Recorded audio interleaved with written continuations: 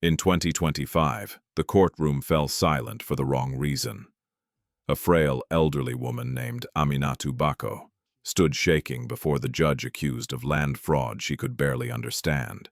Her sandals were worn thin, her hands trembled as strangers whispered and phones recorded. To the world, she was just another poor woman, caught trying to take what didn't belong to her. Then it happened.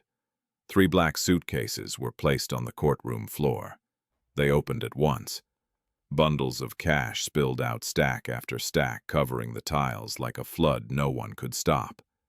Gasps ripped through the room. The judge froze. The prosecutor stepped back.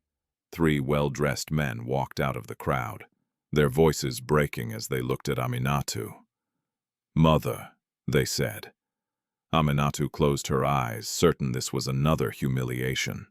She had no idea her past had finally come looking for her. Before we continue, where are you watching from right now, and what time is it there? If stories about kindness, justice, and hidden truths move you, take a moment to subscribe and stay with us for what happens next. In 1995, long before glass towers reshaped the skyline and long before courtrooms learned Aminatu Bako's name, the city knew her only as another woman selling food by the roadside. She rose before dawn in a single rented room on the edge of Nairobi's industrial quarter, where the walls sweated rust and the air smelled of diesel. Her mattress lay thin on the concrete floor. A cracked mirror leaned against the wall, reflecting a face already older than its years, creased not by age, but by waiting. Aminatu wrapped her faded headscarf, tied it tight, and whispered a short prayer, not for success, but for strength. By sunrise, she was at the bus park. The place never slept. Engines growled, conductors shouted destinations. Travelers pushed past one another with sacks boxes, children tied to their backs. Amid the chaos, Aminatu set down her small aluminum pot on a charcoal stove. Inside it simmered beans and maize, simple food stretched with water and patience. She sold it in dented tin cups for coins so small they barely warmed her palm. She did not shout like the others. She did not beg customers. She waited. Most days she sold just enough to eat once and save a little for rent. Some days she sold less. On those days she still stayed until evening, watching the crowds thin and the shadows lengthen across the cracked pavement. That was when the boys appeared. They came separately, at first drawn by the smell of warm food and the quiet steadiness of her presence. They did not approach the pot. They lingered near the buses, pretending to sweep, pretending to sleep, pretending not to hope. The first was Sadiq Musa, thin as a question mark, his sandals held together with string. His eyes were sharp, older than his body, measuring danger in every movement. He hovered at a distance, watching Aminatu serve customers, counting the coins in her hand as if calculating whether mercy was affordable. The second was Kwame Mensah, broader in the shoulders, despite his youth, with a scar above his eyebrow that he never explained. He laughed too loudly when other boys teased him, a laughter meant to hide how hungry he was. The third youngest was Ibrahim Lawal, quiet and careful, his shirt always buttoned wrong. He carried a small plastic bag with everything he owned inside it, folded and unfolded so many times it was nearly transparent. They did not know each other well at first. Street life taught boys to survive alone. Trust was expensive, hunger was constant. Aminatu noticed them immediately. She noticed because she had trained herself to see what others learned to ignore. The way Sadiq's shoulders stiffened when uniformed men passed. The way Kwame always stood between Ibrahim and trouble. The way Ibrahim's eyes followed the pot, even when his feet carried him away. On the third evening, as the buses slowed and the sky turned the color of bruised fruit, Aminatu lifted her ladle and filled 3 cups. She did not call out. She simply placed them on the edge of her table and waited. Sadiq approached first cautiously. "Auntie," he said, not meeting her eyes, "we don't have." "Eat," Aminatu replied. Her voice was firm, not gentle, not pleading, just certain. Kwame hesitated. "We can work," he said. "Carry things, wash, eat," she repeated. Ibrahim stood frozen, afraid the offer would vanish if he moved too quickly. Aminatu turned to him, last pushing the cup closer. "Tomorrow is still alive," she said, "but tonight you eat." They ate standing up, ready to run if someone shouted. No one did. From that night on, the boys came back. They never asked her name. She never asked theirs. On the street, names were dangerous, but gradually the silences softened. Sadiq learned she came from the north. Kwame mentioned Ghana once as if testing whether the word would be taken from him. Ibrahim spoke the least, but when he did, his words were careful and precise. Aminatu listened more than she spoke. Around them the market watched and judged. "Why do you feed them?" one vendor muttered. "They'll bring thieves. Those boys steal another," said loudly, ensuring Aminatu heard. "You encourage them." Aminatu kept serving. Some days her pot emptied early. On those days she scraped the bottom, dividing what remained into 3 uneven portions, giving the largest to Ibrahim, without comment. Other days, customers stayed away. Rumors spread that her food was cursed, that she sheltered criminals. One afternoon, a man kicked dust onto her stove as he passed. "Don't cry when they burn your stall," he warned. That night, as rain threatened but did not fall, Sadiq lingered after eating. "You shouldn't keep doing this," he said quietly. "They'll hurt you." Aminatu met his gaze. For a moment, something ancient flickered there. Recognition, perhaps. Or grief. "They already did," she said. "A long time ago." She did not explain. She never explained. What the boys did not know, what no one in that market knew, was that Aminatu once had a child whose absence had hollowed her chest so completely that hunger, insults, even fear felt like distant noises. Feeding these boys did not fill that absence, but it gave her hands something to do, while her heart remembered how to beat. As weeks passed, the boys began to bring her small offerings: a plastic spoon found near the road, a torn sack to shield her stove from wind, a coin placed shyly beside the pot when they thought she wasn't looking. They started to sit nearby, guarding her stall, when crowds grew rough.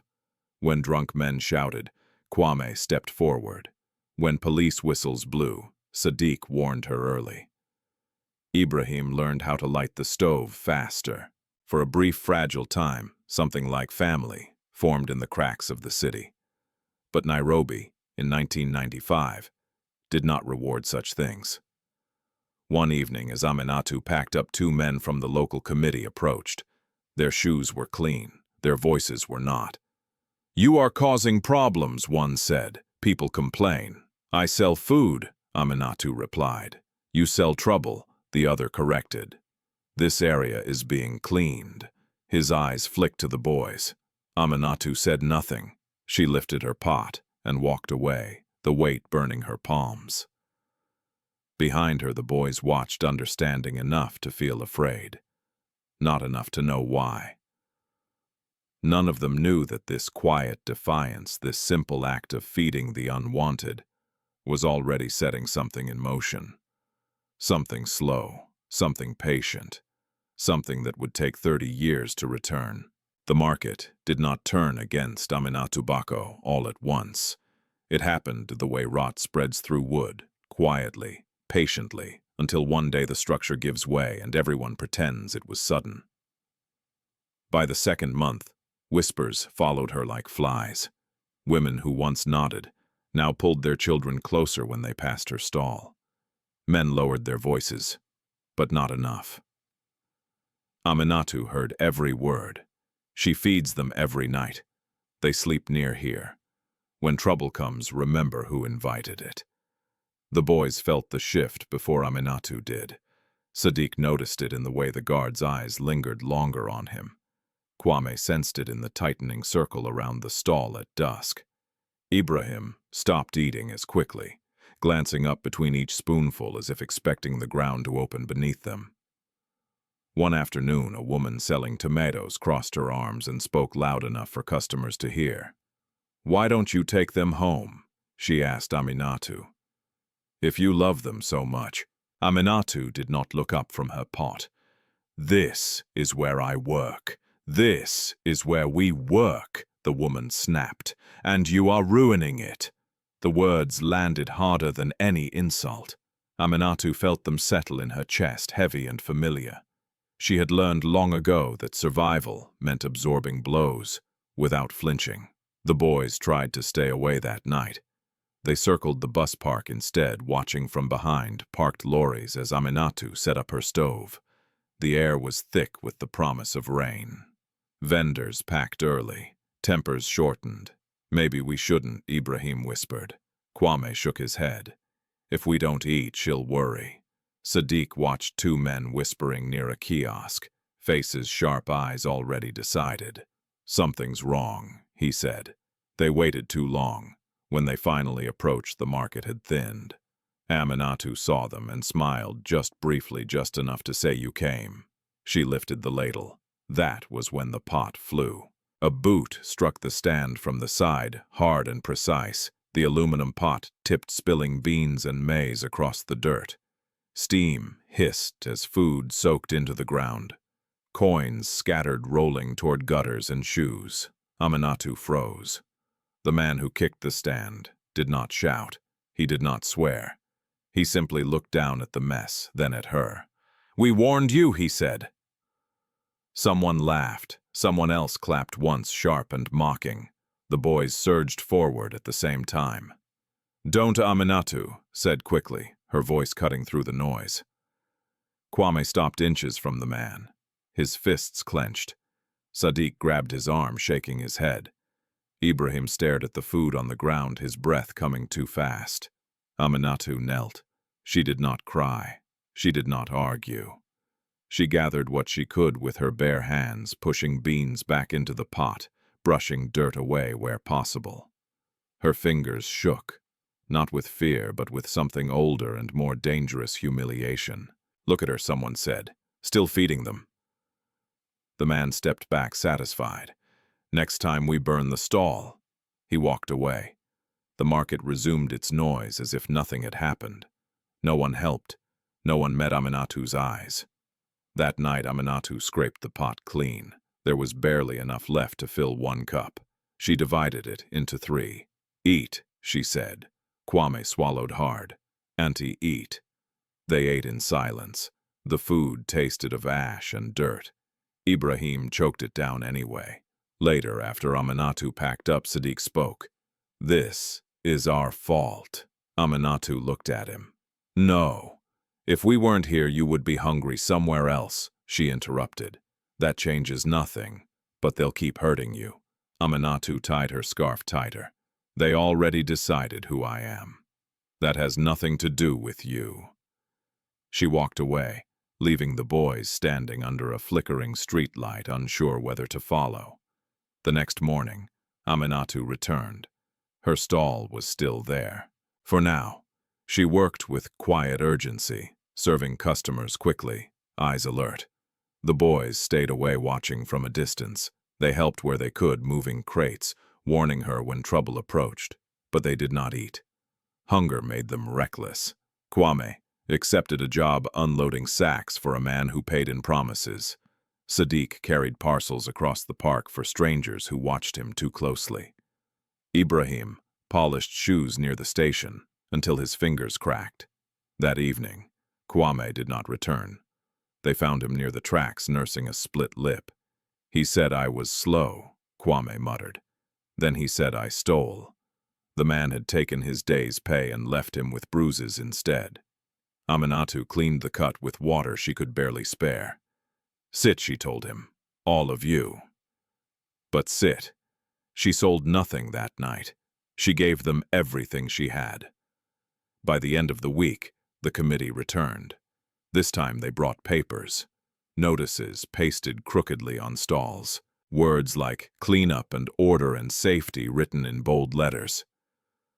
Aminatu read them slowly. She understood enough to know what they meant. She had 1 week. The boys argued late into the night, voices low but fierce. "We have to leave," Sadiq said. "They're using us." Kwame kicked a stone. where every place is the same. If we stay, they'll shut her down. Ibrahim hugged his bag to his chest. If we go, she'll be alone.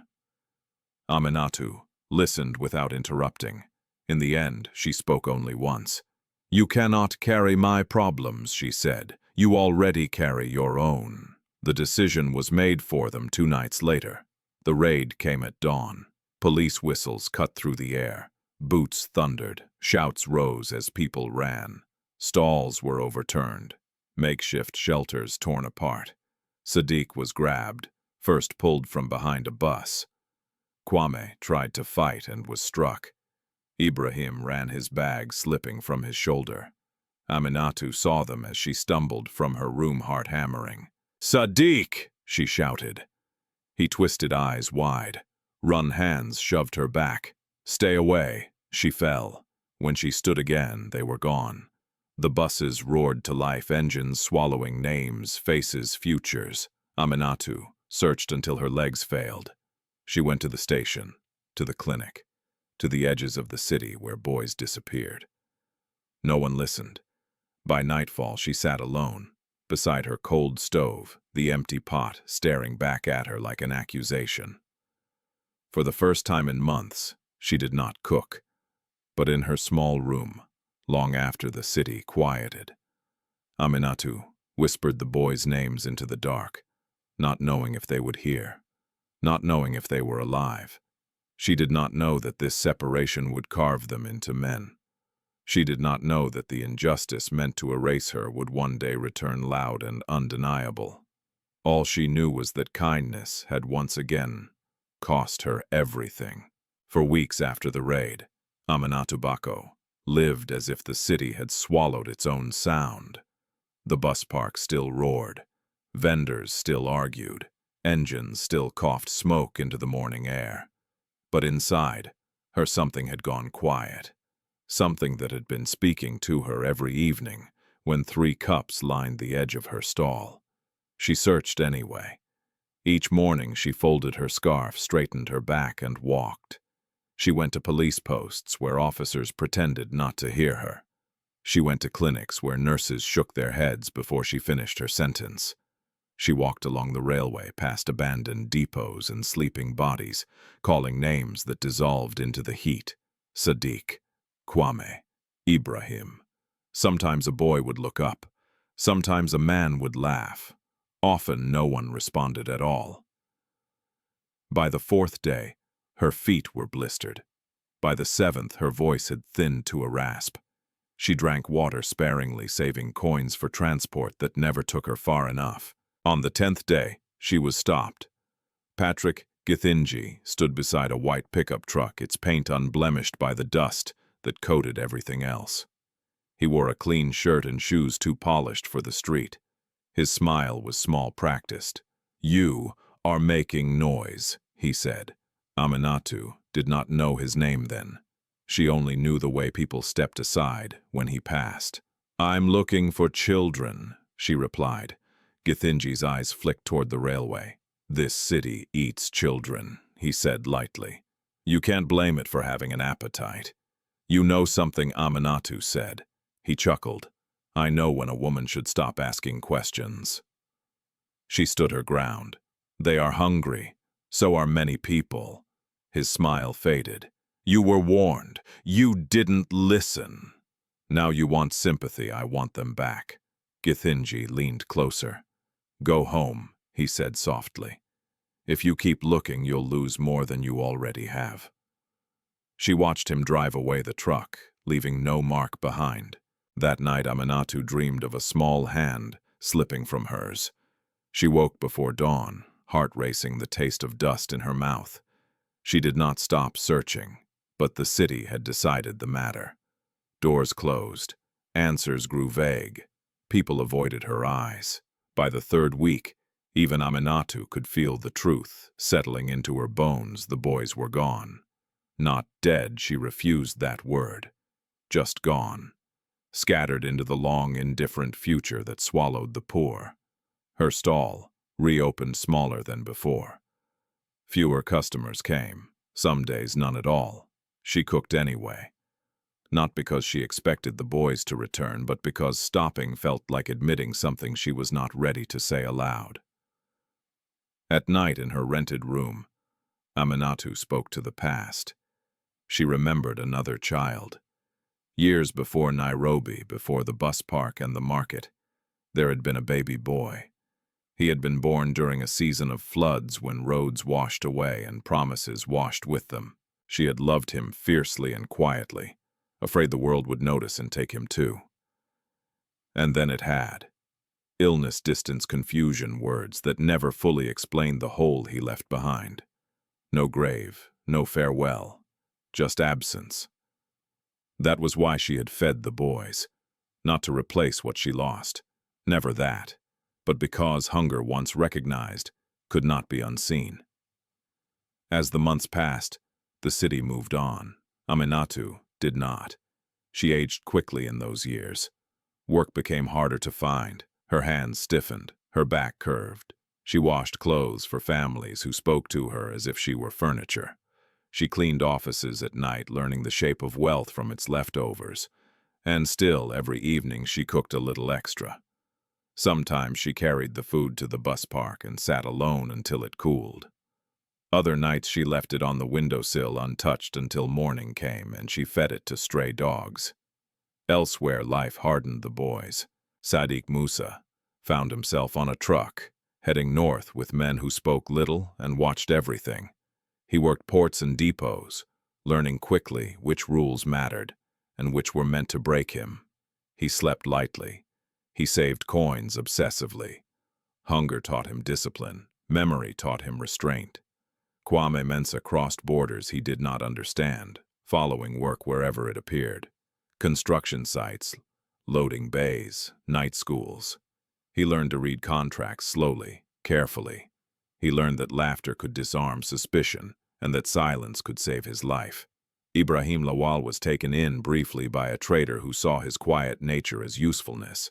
He learned numbers, he learned routes, he learned how easily people mistook obedience for weakness. When the trader disappeared one night, Ibrahim kept moving, carrying lessons like talismans. None of them forgot Aminatu. They forgot her face sometimes. The exact sound of her voice blurred, but the meaning stayed sharp. Eat. Tomorrow is still alive. Back in Nairobi. A year passed. Then two. Aminatu's hair silvered early. Her name faded from conversations. The committee found new targets. Patrick Githinji rose quietly, efficiently stepping into spaces cleared by others suffering. Aminatu did not know this. She knew only her days and her nights, her work and her prayers. One evening as she closed her stall, a young boy hovered nearby. He looked like Ibrahim had looked once, careful, hungry, unsure. Aminatu felt her chest tighten. She hesitated. For the first time in her life, fear outweighed instinct. She packed up quickly and walked away, leaving the boy standing alone. That night she did not sleep. By morning, the shame burned hotter than any threat. She returned to the bus park and looked for him. He was gone. The loss settled deep.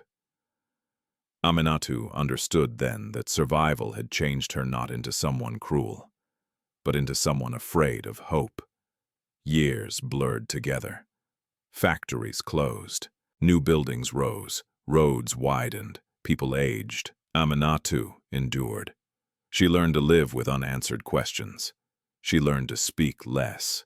She learned to carry grief like a second spine, holding her upright when nothing else would. What she did not learn, what she never learned, was how to stop believing that kindness mattered, even when it failed. Because somewhere beneath the weight of years, beneath disappointment and caution, a simple truth remained untouched. She had fed those boys when no one else would.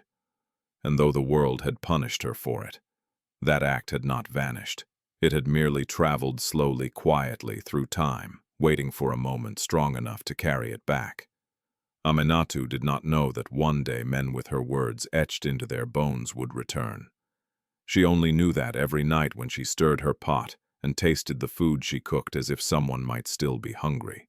By the time Aminatu Bako accepted that the boys were not coming back, the city had already rewritten her place in it. The bus park no longer felt like hers. New vendors occupied the spaces she once guarded. Younger women with louder voices and brighter pots sold faster, cheaper, fiercer. Aminatu adapted the way she always had by shrinking. She moved closer to the road's edge where dust coated everything and customers were fewer. She learned which hours were safest, which corners least likely to attract attention. She learned to pack up quickly at the first sign of trouble. But even there, peace did not last. One afternoon, as Aminatu rinsed her pot with water she carried from home, a shadow fell across her stall. She looked up and saw Patrick Githinji again. This time he did not smile. "You are still here," he said, as if surprised by a stain that would not wash out. "I work here," Aminatu replied. He glanced around. "This area is changing." "So do seasons," she said quietly. Githinji's jaw tightened. "You attract problems." Aminatu met his eyes. "Problems find the poor whether we invite them or not." For a moment, something unreadable crossed his face. Then it vanished. "You should be careful," he said. "People like you disappear every day." He walked away, leaving the threat hanging between them like smoke. That night, Aminatu did not cook. She sat on her mattress in the dark, listening to the city breathe. The fear was familiar, but this time it felt heavier, more deliberate. In the following weeks, things began to break around her. Her stall was reported for obstructing traffic. A man she had never seen before demanded a fee she could not afford. When she protested, he laughed and wrote her name down slowly as if savoring it. Soon after, customers stopped coming entirely. Someone had told them her food was unsafe. Someone had said she was being investigated. Someone had whispered words that made people cross the street rather than meet her eyes. Aminatu understood then what she had always suspected: poverty was not just a condition. It was a verdict. She tried other work. She washed clothes in compounds where guards watched her hands more than her face. She cleaned offices at night, careful not to touch anything that could be accused of disappearing. She swept construction sites after dark, paid in cash that smelled of dust and delay. Her body protested, her knees swelled, her fingers cramped. Still she cooked. Sometimes she wondered why. No one came, no one asked. The pot sat heavy and full, accusing her of a hope she could not justify. One evening, as rain pressed against the tin roof of her room, Aminatu broke down. She pressed her forehead to the wall and cried, not loudly, not dramatically, but with the kind of quiet sobs that left her exhausted afterward. She cried for the boys, for the child she had lost, for the years that had taken more than they returned. When she finished, she washed her face, stood and lit the stove. "Tomorrow is still alive," she whispered to no one. Elsewhere, the boys were learning different lessons. Sadiq Musa discovered that money could protect you or expose you. At the port, he watched men lose everything because they trusted the wrong person. He learned to read people the way others read maps. He learned patience. He learned how to wait. Kwame Mensah learned how easily strength could be exploited. On construction sites, he saw men injured and discarded their labor, remembered only in concrete. He learned to document everything, to ask questions, to never sign what he didn't understand. Ibrahim Lawal learned that silence could be power. He listened more than he spoke. He noticed patterns others missed, roots, names, small discrepancies that told larger stories. Years passed. They did not know where Aminatu was. They searched when they could, in brief bursts between survival and exhaustion. They asked questions that went nowhere. They followed rumors that dissolved. But they remembered her. They remembered the way she never asked for anything, the way she fed them even when it cost her, the way she stood between them and the world without ever saying she was doing so. Back in Nairobi, Aminatu's health began to fail. It started with dizziness, then a cough that lingered. She ignored it until she could not. At a clinic, a nurse looked at her chart and sighed. "You work too much," she said. Aminatu smiled faintly. "I work enough." The nurse shook her head. "Enough will break you." Aminatu did not reply. She had long accepted that breaking was not the same as ending. As her strength waned, pressure increased. A notice appeared on her door one morning. Official-looking, stamped, written in language too dense to untangle. It spoke of irregular occupancy and pending review. It demanded action she did not understand, by a deadline she could not meet. She took it to a local office. The clerk barely glanced at it. "Come back with a lawyer," he said. "I don't have next." Outside, Aminatu sat on the steps and read the paper again, tracing words with her finger. She felt the old panic rising, the same helplessness she had felt searching police stations for boys whose names were never written down. That was when she realized something had shifted. This was no longer random cruelty. This was targeted.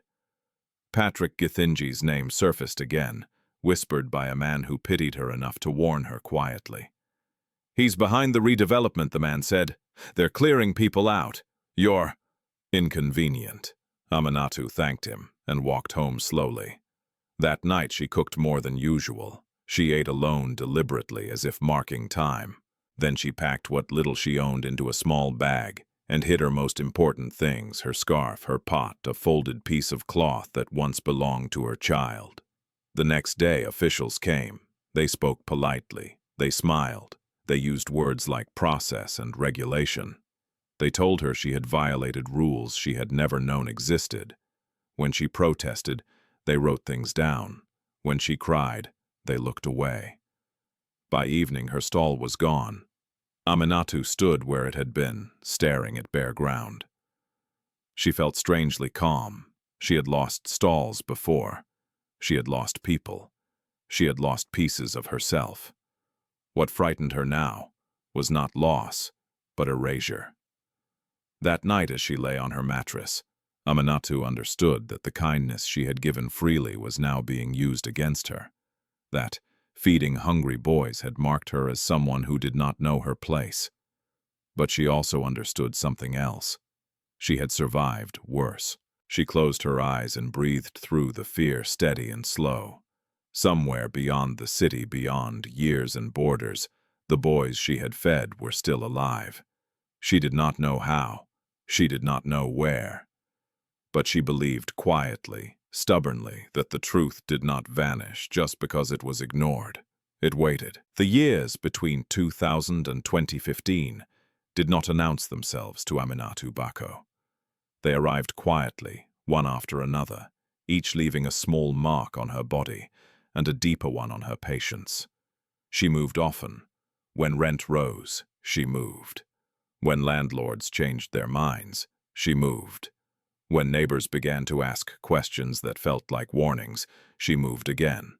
Her belongings fit into 2 bags, clothes worn thin, her aluminum pot wrapped carefully in cloth, and a faded headscarf she washed by hand and dried in the sun. Work became something she took wherever it appeared.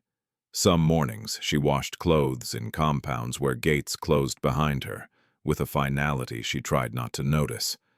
Women spoke over her head, discussing schools and plans that assumed she did not exist. She scrubbed until her fingers burned, then scrubbed more paid-in coins, counted twice to ensure she had not imagined them. Other days she cleaned offices after dark. She learned the rhythms of security guards, the sound of elevators, the way wealth left crumbs in waste bins but none on floors. She moved carefully, aware that one accusation could erase her overnight. At night she returned to her room and cooked. Not always, but often enough to keep the habit alive. Sometimes she cooked too much and ate alone, slowly letting the warmth settle her. Other times she packed the food into a container and carried it to the edge of the city, leaving it where someone might find it. She never waited to see who did. It was easier not to know. Her body changed. Her back curved, her knees complained, her cough returned every cold season and stayed longer each time. When she fell sick, she rested for a day and returned to work the next. Rest was a luxury that asked for payment she could not afford. Still, Aminatu endured. What she did not know was that endurance was shaping 3 lives far from her. Sadiq Musa learned the value of time.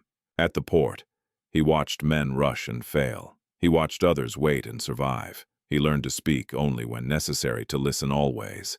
He saved relentlessly, sending small amounts to himself through channels he trusted more than banks. When he was cheated, he noted how. When he was threatened, he noted by whom. He carried Aminatu's voice with him, not as comfort, but as instruction. Eat. Tomorrow is still alive. Tomorrow to Sadiq became something you planned, for guarded, defended. Kwame Mensah learned the cost of strength. On construction sites across borders, he lifted until his shoulders screamed. He watched men collapse and be replaced before the dust settled. He learned that muscle meant nothing without paper contracts, receipt signatures. At night he attended classes, slowly, carefully. Reading became less frightening. Numbers began to make sense. He discovered that understanding systems was a kind of armor. When foremen laughed at him, he laughed back and wrote things down later. Ibrahim Lawal learned routes. He traveled with traders, observed customs offices, memorized checkpoints. He learned which roads were safe and which required silence. He learned how goods moved and how money followed them. He spoke little. People underestimated him. He let them. Each of the 3 carried hunger in his bones and gratitude in his chest. They did not know if Aminatu was alive. Sometimes they feared she wasn't. Sometimes they convinced themselves she had moved on, forgotten them. None of them forgot her. Years later, by chance, rather than design, their paths crossed. It happened in a bus terminal, not the one they remembered, but close enough to feel familiar. Kwame recognized Sadiq's posture before he recognized his face. Ibrahim heard a phrase spoken with a northern accent and turned.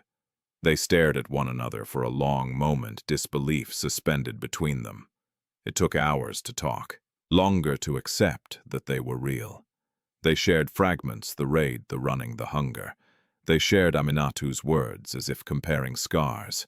She fed us when she had nothing, Kwame said quietly. She stood up to them, Sadiq replied. Ibrahim said nothing, but his hands shook slightly. From that day on, they searched together. They asked questions in different cities, different countries. They followed rumors that led nowhere. They learned to be patient with disappointment.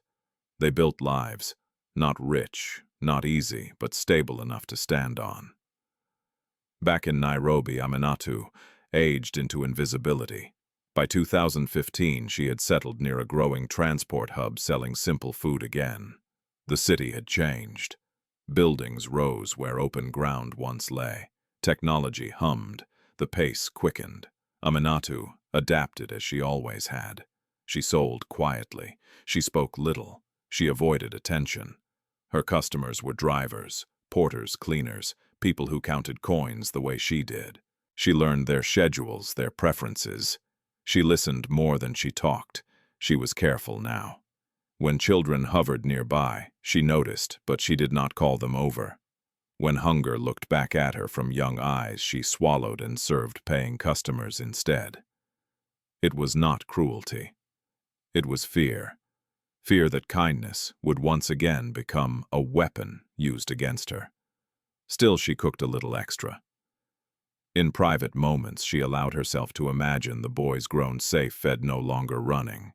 She imagined them forgetting her. She told herself that forgetting was a kind of mercy. Her health continued its quiet decline. She grew tired more easily. She forgot small things. Names slipped. Dates blurred. One afternoon, she fainted. She woke on a clinic bed, a nurse holding her hand. "You must slow down," the nurse said. Aminatu smiled weakly. "Life does not slow." The nurse frowned. "It can end." Aminatu turned her face to the wall, embarrassed by the tears that came uninvited. In the years that followed, pressure crept back into her life. Developers arrived with clipboards and smiles. They spoke of progress and opportunity.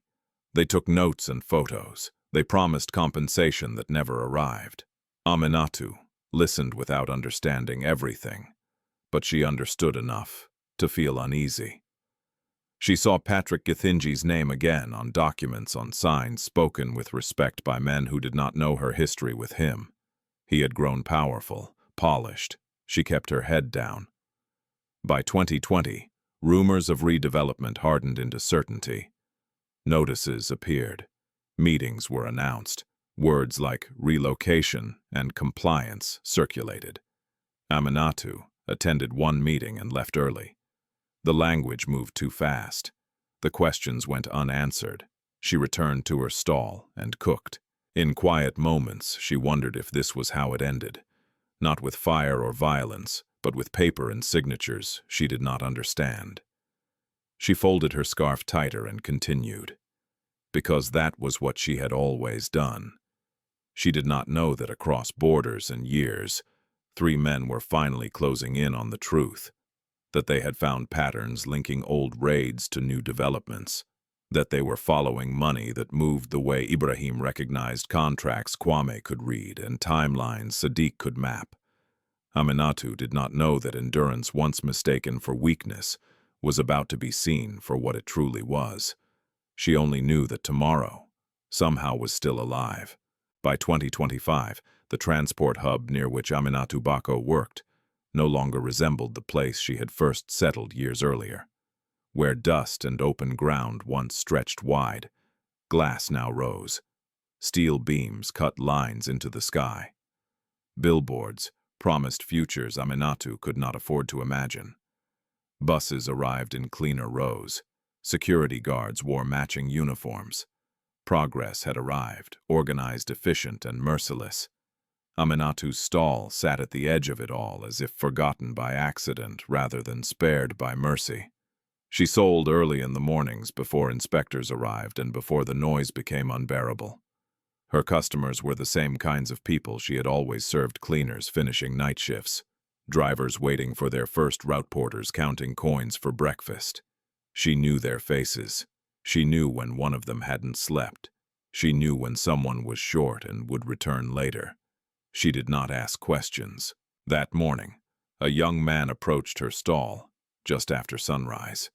He wore a reflective vest and carried a clipboard that looked too new. "Madam," he said politely, "is this your business?" Aminatu nodded. "Yes," he smiled. "We are updating records. This area is under redevelopment." She stirred her pot slowly. "People have said that before. This time it is official," he replied, tapping his clipboard. "You will need to sign some documents." She wiped her hands on her cloth and leaned closer, squinting at the paper. The words were dense, formal. They slid past her eyes without settling. "What does it say?" she asked. The young man hesitated. "It is standard. Temporary relocation. Compensation later." Later, when Aminatu asked. He shifted his weight. "That will be communicated." She handed the paper back. "I need someone to explain it to me." His smile thinned. "Madame, everyone else has signed." Aminatu felt a familiar tightening in her chest. "I am not everyone else."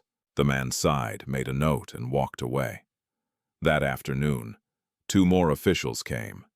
They were older, more confident. One spoke. The other watched. "You are occupying public land," the speaker said. "I have worked here for years," Aminatu replied, "without authorization. No one asked me to leave. Now we are asking." She looked at her pot, at the worn wood of her table, at the place where her feet had stood for so long. They knew the ground by memory. "Where should I go?" she asked. The man shrugged. "That is not our responsibility." They left behind another paper, heavier than the first. That night, Aminatu did not cook. She sat on her stool and stared at the paper until the words blurred into shapes. She traced lines with her finger, feeling stupid, exposed. She thought of the boys, of how helpless she had felt standing in police stations years earlier, papers thrust at her that demanded answers she did not have. The fear returned not sharp, but persistent. Over the next weeks, pressure increased. Inspectors came without warning. They measured, they photographed, they spoke about deadlines Aminatu did not remember agreeing to. When she asked questions, they answered with smiles that never reached their eyes. One afternoon, as Aminatu served a customer, a woman nearby raised her phone. "Isn't that her?" the woman said loudly. Aminatu looked up. "Who the one they're talking about online?" Murmurs spread. Someone showed another person a screen. Aminatu caught a glimpse of her own face, older, tired, framed by text she could not read. That evening, a neighbor approached her quietly. "People are saying things," the woman whispered, "that you collect money pretending to be poor, that you're part of a scam." Aminatu laughed weakly. Who would believe that? The woman did not answer. By the end of the week, fewer customers came. Some avoided her entirely. Others asked questions that felt like accusations. "Are you registered? Is this allowed? They say you're being investigated." Aminatu answered patiently, but each word felt like sand against her throat. Then came the letter. It arrived, folded, sealed, stamped. The paper was thick, official, the language colder than anything she had read before. She was being summoned, not for relocation, not for clarification, for investigation. Her hands shook as she held the letter. She read it again and again, searching for a mistake that did not exist. That night, Aminatu packed a small bag and walked to the home of a distant acquaintance who had once been kind to her. She did not explain everything. She only asked to sleep there. In the dark, she lay awake, listening to unfamiliar sounds, her heart beating too fast. What have I done? She wondered. She replayed her life, searching for wrongdoing. She had sold food. She had fed children. She had moved when forced. She had survived quietly. If this was a crime, she did not know when she had committed it. The summons date approached quickly. On the morning she was due to appear, Aminatu dressed carefully. She washed her scarf.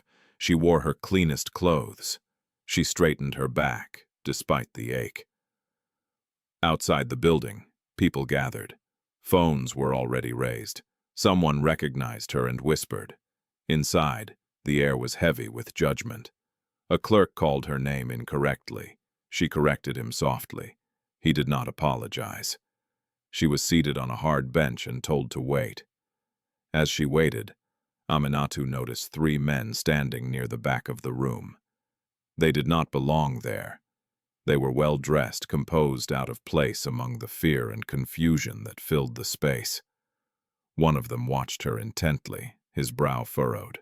Another leaned close and whispered something, his jaw tight. Aminatu looked away, embarrassed by the attention. She did not know them. She had no reason to. When her name was finally called, she stood, knees unsteady. Questions came quickly. Accusations followed.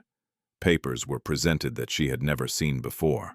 Documents bearing her name signatures she did not recognize. She shook her head. "I did not sign this. Are you denying it?" an official asked sharply. "I cannot read all of it," she replied. "I asked for help." Laughter rippled through the room, low and cruel. "Convenient," someone muttered. Aminatu felt the floor tilt beneath her. She steadied herself on the table. In the back of the room, one of the men clenched his fists. Another checked his phone, eyes narrowing. The third stared at Aminatu, as if seeing a ghost. None of them spoke. Not yet. Because they understood something Aminatu did not. This was not the moment to save her. This was the moment to let the trap close. Aminatu was dismissed with instructions to return. Outside, the sun felt too bright. Voices followed her. Phones recorded her silence. She walked slowly, each step heavy with confusion and fear. By evening, the story was already spreading. A poor woman, a fraud, A liar. Aminatu sat alone that night, her pot untouched, her hands empty.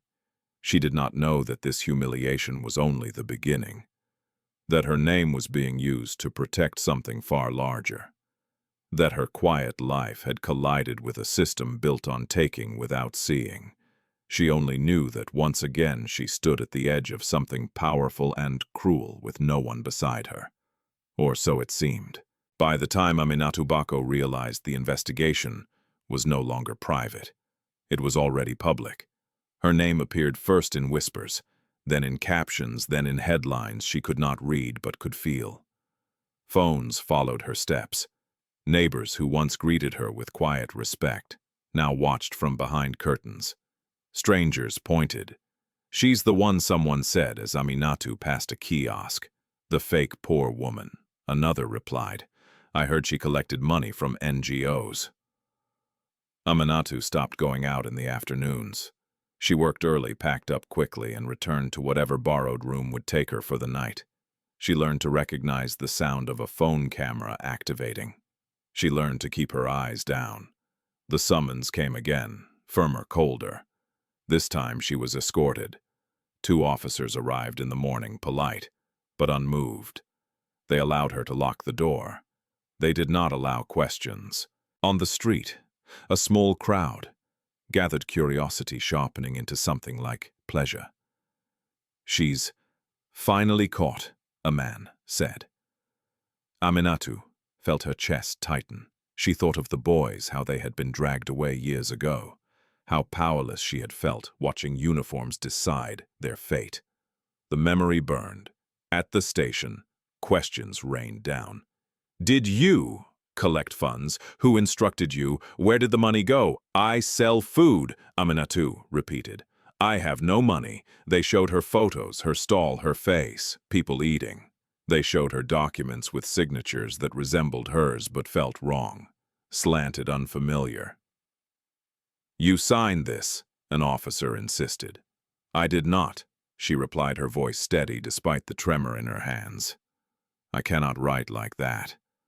"So you admit illiteracy?" he pressed. She hesitated. The word felt like a trap. "I admit I asked for help," she said, "and did not receive it." They exchanged looks. Outside the story grew teeth. A video surfaced. Aminatu accepting coins from a customer, slowed, framed, captioned with words that turned a sale into a scam. Another clip showed her refusing to sign a document presented as evidence of guilt. The comments were merciless. She fooled everyone, always playing the victim. Lock her up. Aminatu did not own a phone. She learned about the comments from a woman who showed her, then apologized for doing so. "I thought you should know," the woman said softly. Aminatu nodded. She did not ask to see them again.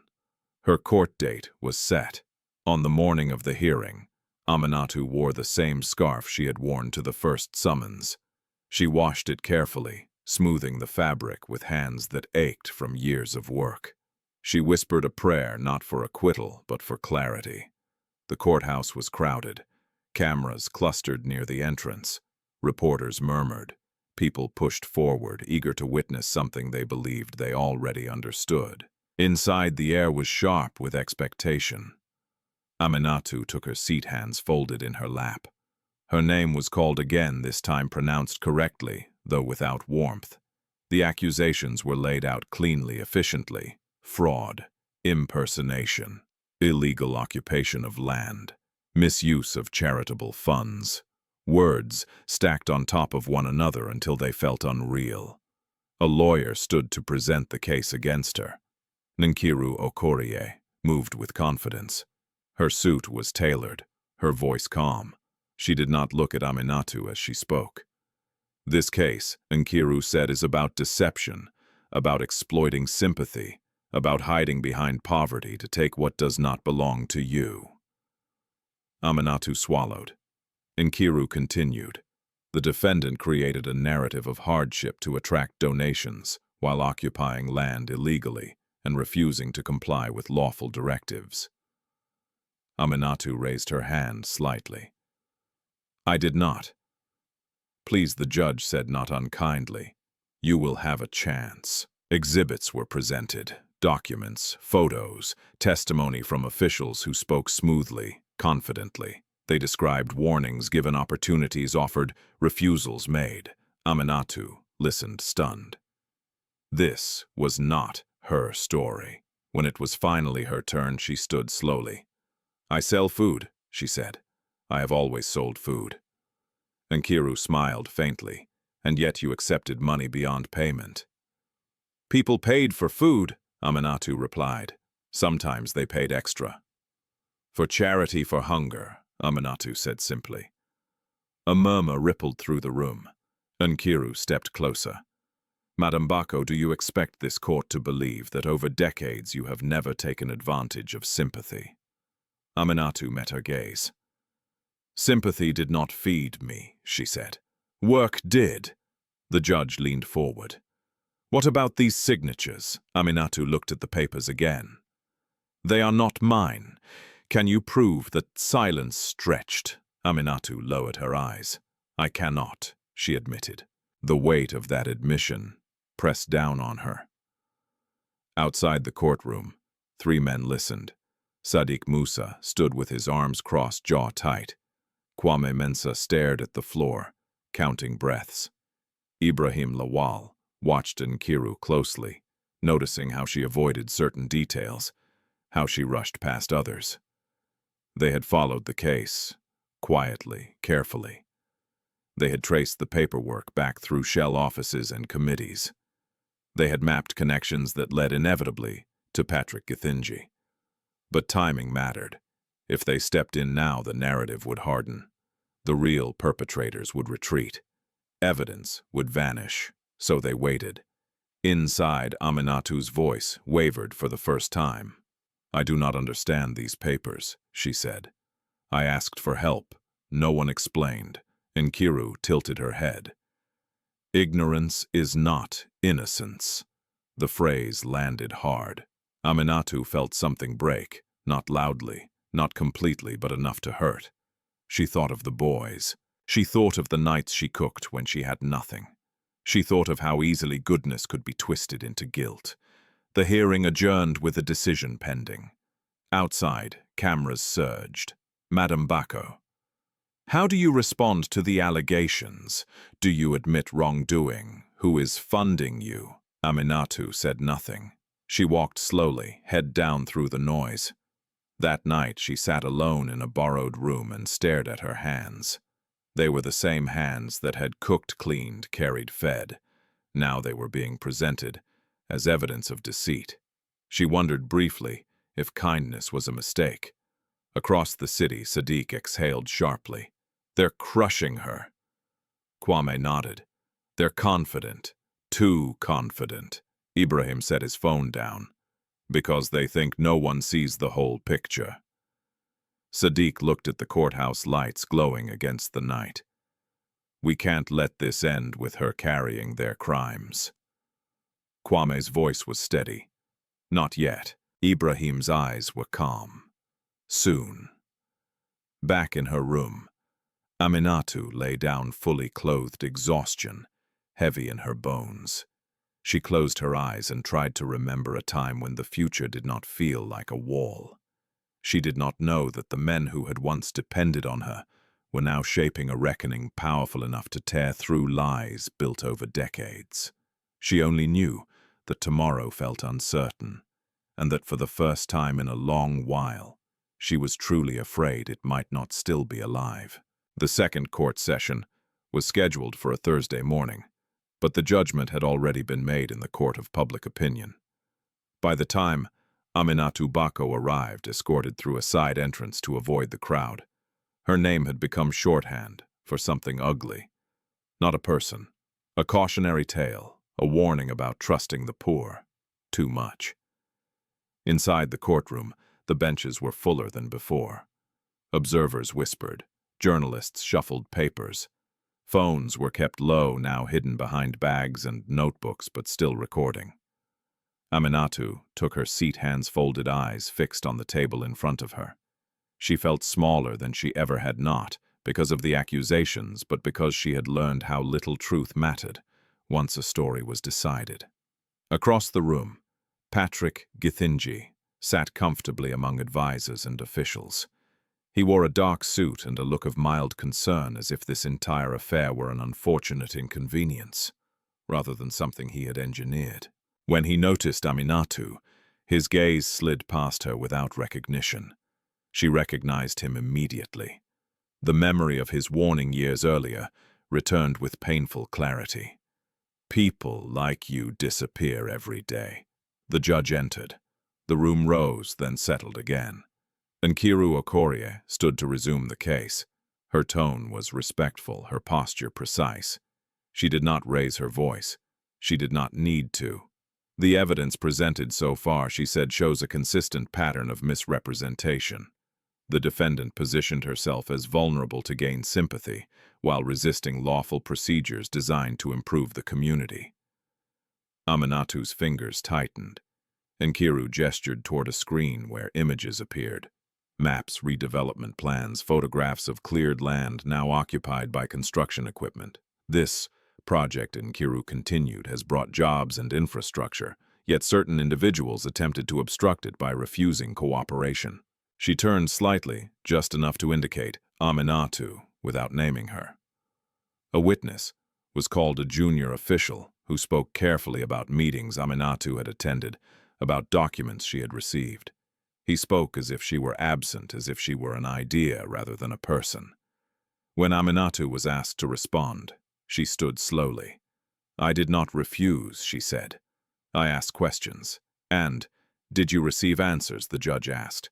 "No," Aminatu replied. "Only more papers." A ripple of restrained laughter passed through the room. Nkiru stepped forward. "Madam Bako, are you saying the system failed you?" Aminatu considered the question. "I am saying I did not understand it." Nkiru nodded sympathetically. "Many people don't. That is why we rely on procedures." "Procedures should protect people," Aminatu said quietly. "Not trap them." The judge raised a hand. "Let's remain focused."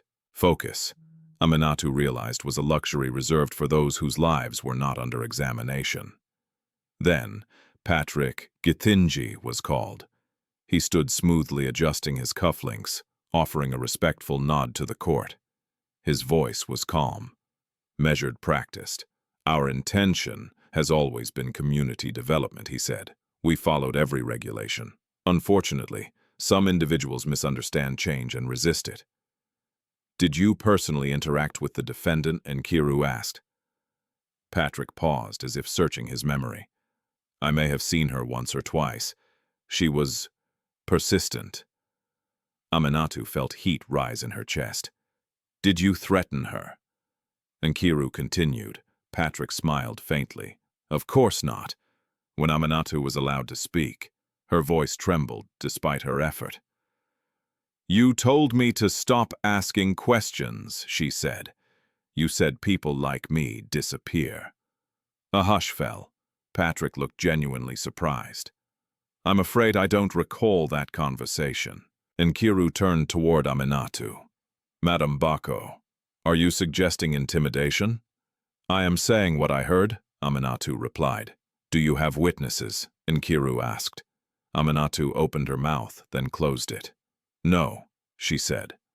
Patrick's smile returned softer now. "I wish her no harm," he said. "But allegations without proof are dangerous." The phrase echoed. Allegations without proof. Aminatu sat down slowly, her strength draining.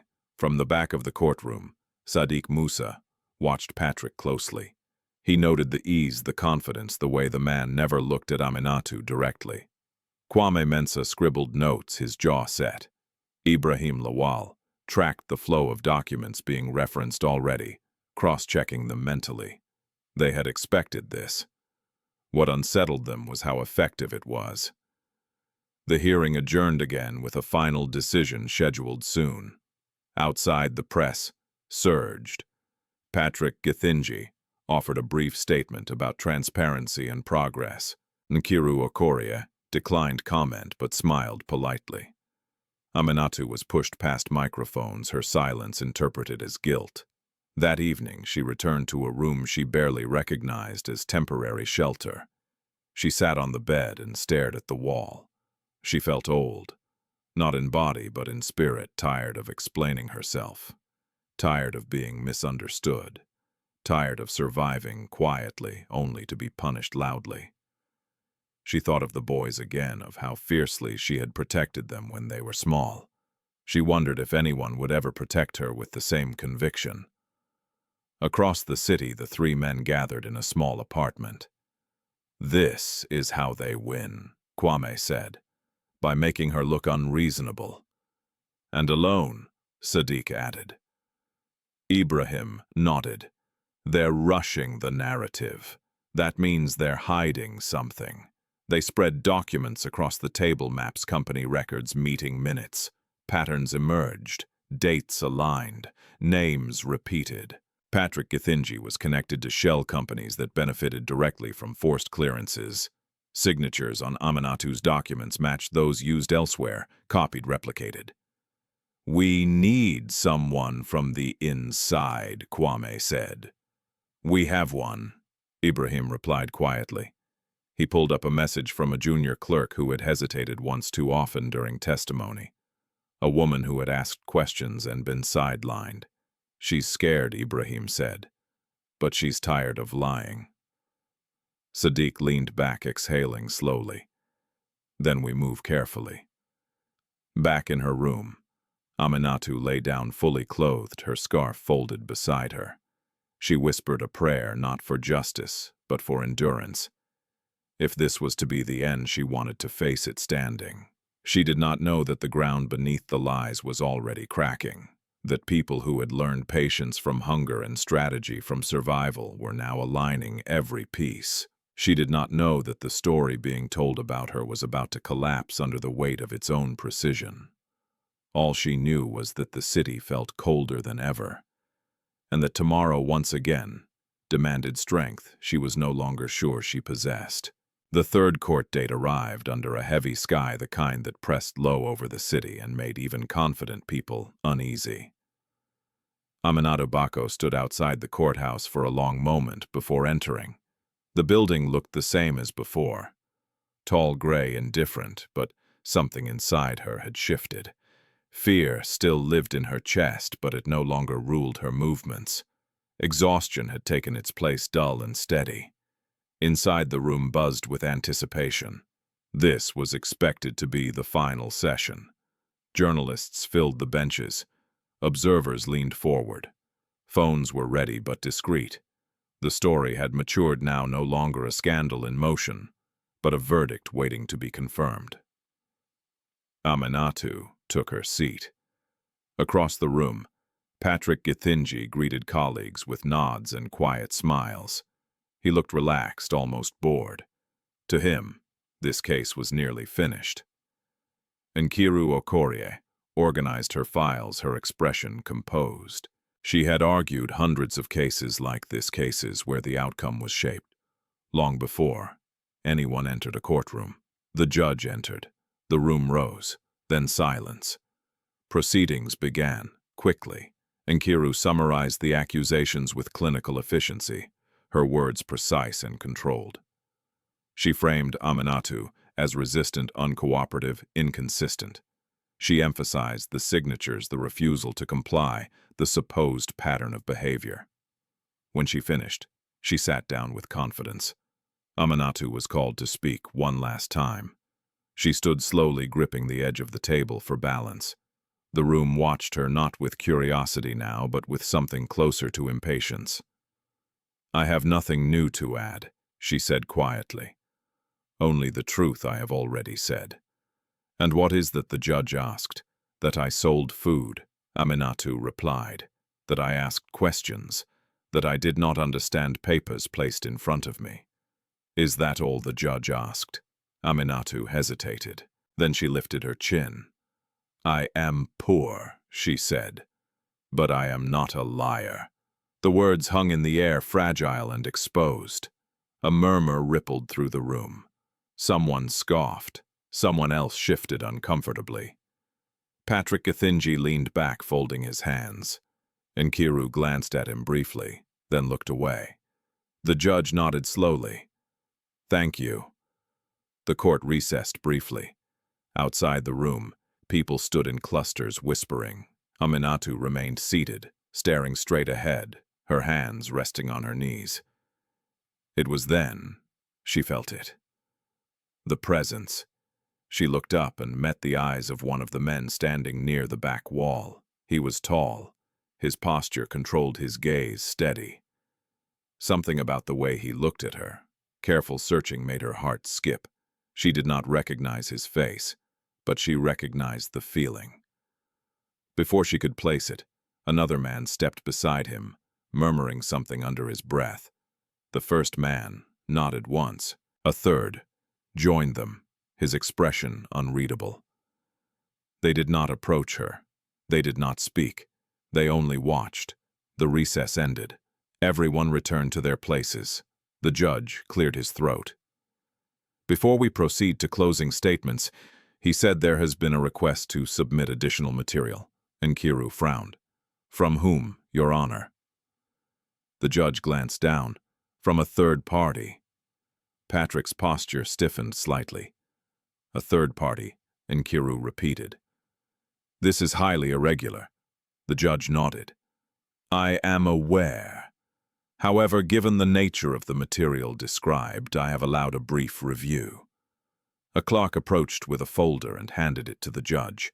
As pages turned, the room grew quiet. Patrick leaned forward, his expression sharpening. "This better be relevant," Nkiru said carefully. The judge did not look up. "It appears to be." Aminatu sat frozen, unsure what was happening. Minutes passed. Finally, the judge raised his eyes. "I will allow this material to be entered provisionally," he said. "However, its source must be verified before it can influence a decision." Nkiru stood immediately.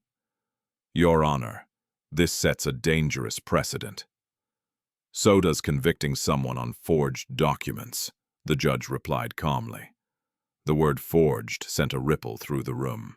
Patrick's jaw tightened. "Court will adjourn for the day," the judge continued. "We will reconvene after verification."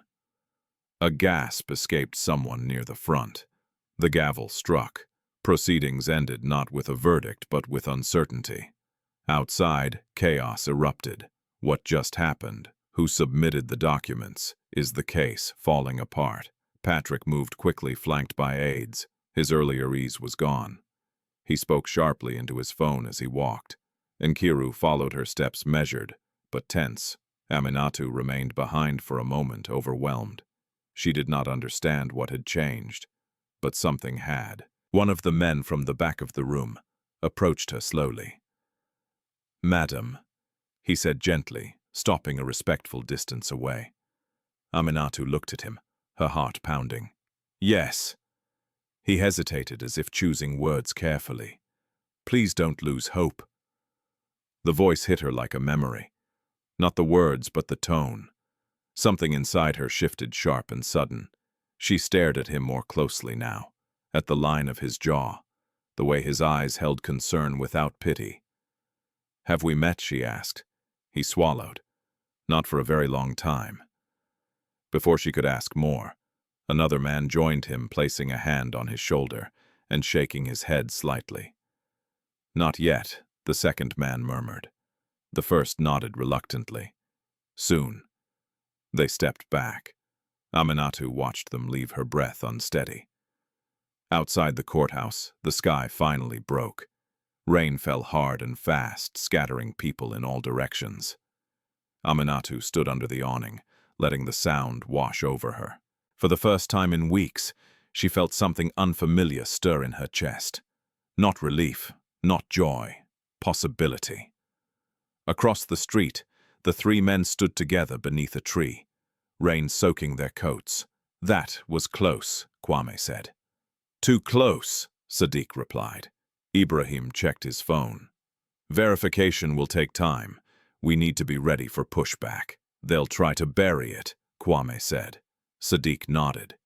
"Which means we're on the right track." Ibrahim looked back at the courthouse, his eyes fixed on the doorway Aminatu had disappeared through. "She doesn't know who we are yet. She doesn't need to," Sadiq said. "Not until it's safe." Kwame exhaled slowly. "We owe her more than a dramatic reveal." "Yes," Sadiq agreed. "We owe her justice." As the rain softened to a drizzle, Aminatu began the walk back to her temporary shelter. Her clothes were damp. Her joints ached. The future was still uncertain, but something had shifted. The certainty of defeat had cracked. She did not know who had stepped forward on her behalf. She did not know why.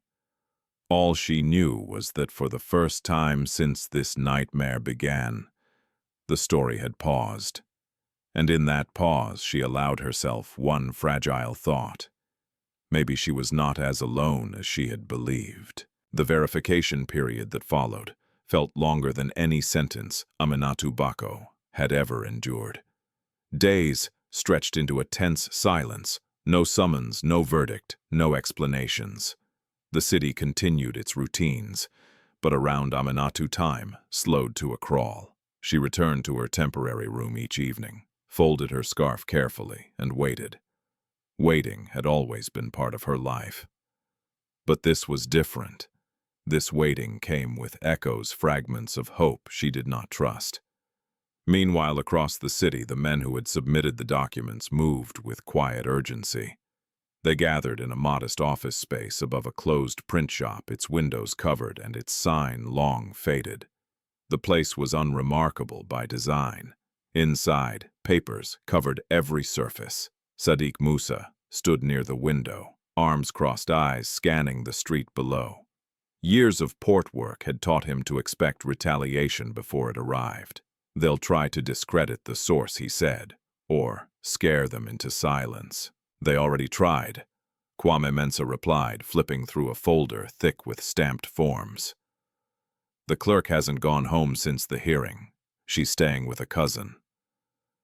Ibrahim Lawal sat at the table, laptop open, screens filled with transaction trails and timelines. His voice was calm, almost detached. "Which is why we moved the backups. 3 locations, 3 jurisdictions." Kwame looked up. "If they bury one, the others surface." Sadiq nodded. "Good."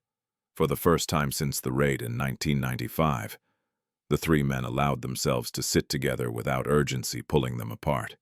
The quiet brought memories they usually kept contained.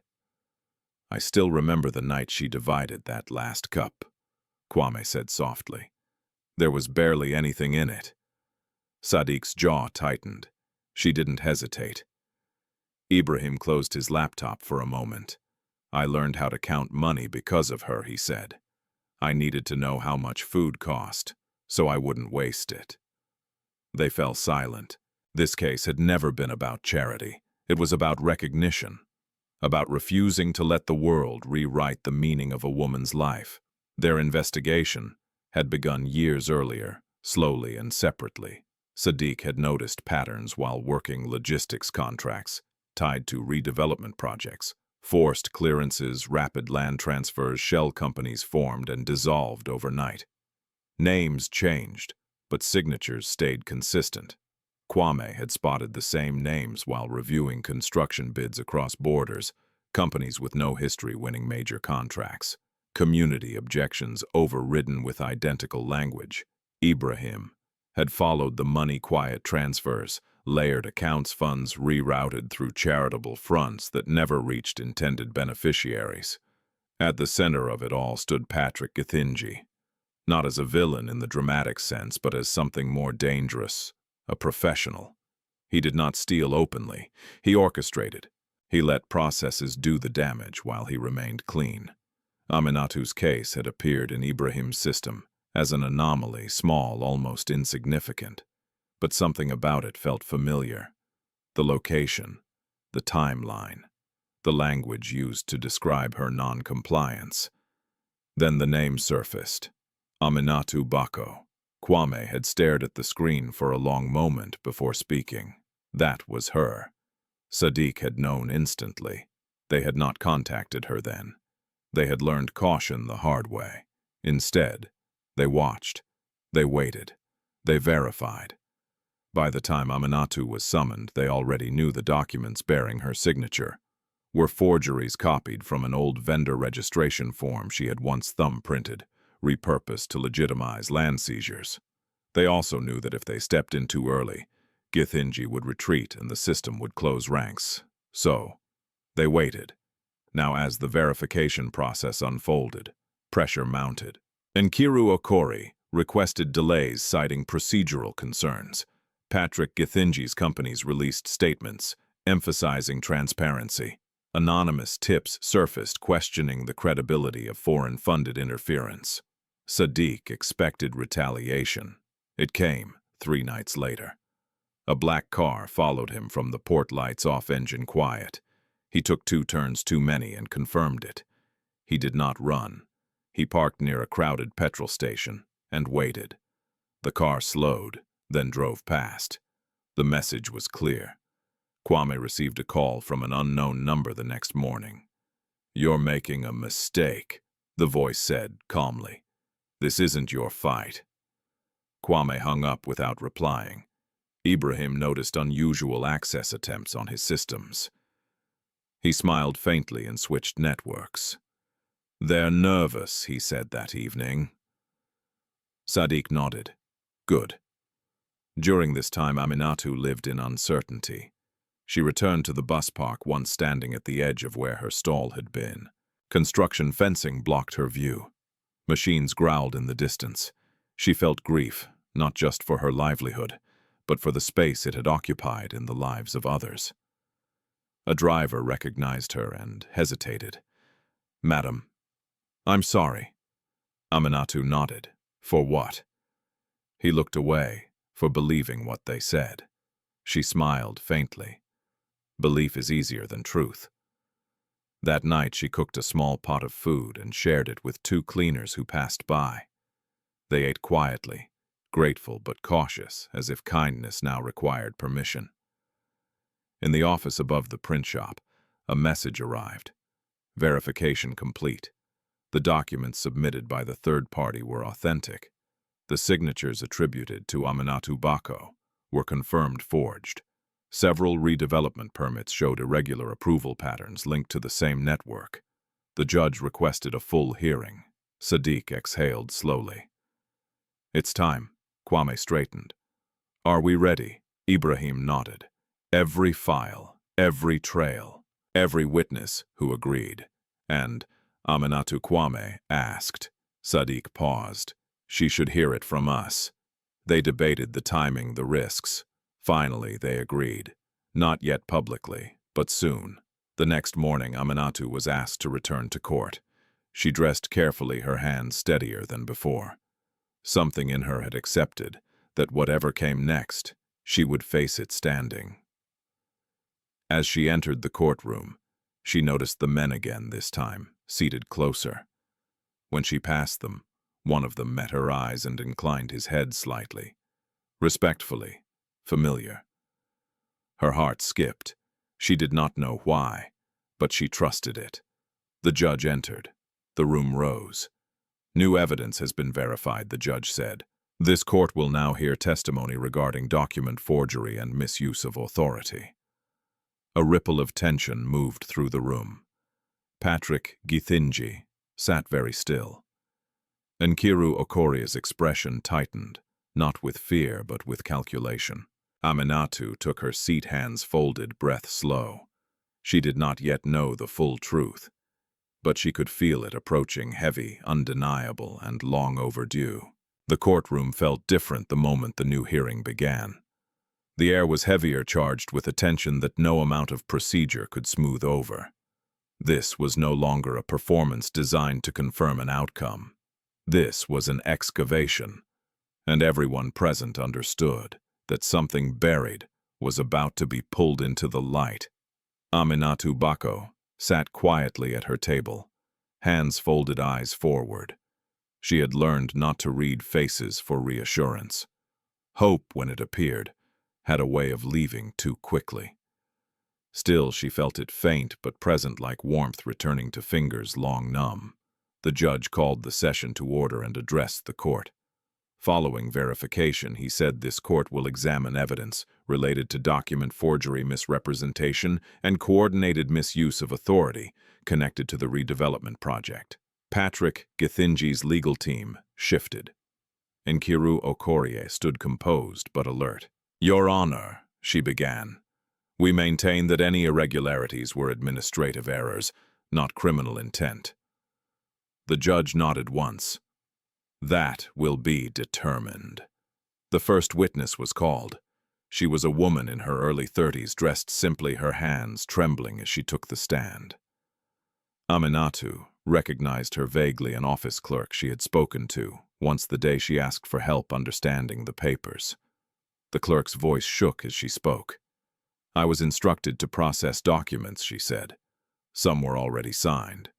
When I questioned the signatures, I was told to proceed." "By whom?" the judge asked. She hesitated, then said the name. Patrick Githinji's name landed in the room like a dropped plate. Murmurs erupted. The judge raised his hand. Nkiru stood immediately. "Your Honor, this witness has no proof. She will present what she has," the judge said. The clerk produced emails, internal memos, approval chains. She explained how vendor records had been copied and reused to legitimize clearances, how thumbprints were scanned, how names like Aminatu Bako's were chosen because they would not fight back. Aminatu closed her eyes. Chosen. The word burned. The next witness confirmed the process from another angle. Then another. A pattern emerged, methodical, efficient, cruel in its simplicity. Ibrahim Lawal was called to explain the financial trails. He spoke calmly, clearly guiding the court through layered transactions and shell accounts. He showed how funds earmarked for relocation assistance never reached displaced vendors, how money cycled through charitable fronts before landing in private accounts. And these accounts, Ibrahim said, pointing to a chart, are connected to companies linked to Mr. Githinji. Nkiru objected. The judge overruled. Kwame Mensah followed, presenting procurement records and construction bids. He explained how companies tied to the same network consistently won contracts after clearances, how urgency was manufactured to justify speed. This was not development, Kwame said evenly. It was extraction. Sadiq Musa testified last. He spoke less about numbers and more about timing, how raids aligned with project milestones, how resistance was framed as criminality. He explained how fear was used as a tool, how silence was bought with threats. Patrick Githinji sat rigid, his earlier ease gone. His lawyers whispered urgently. Aminatu listened stunned. Piece by piece, her confusion found shape. Her humiliation found context. Her fear found a name. She was not alone. She had never been alone. When Patrick Githinji was called to respond, he stood slowly. His voice, when it came, was measured. "This is a mischaracterization," he said. "I delegated responsibilities.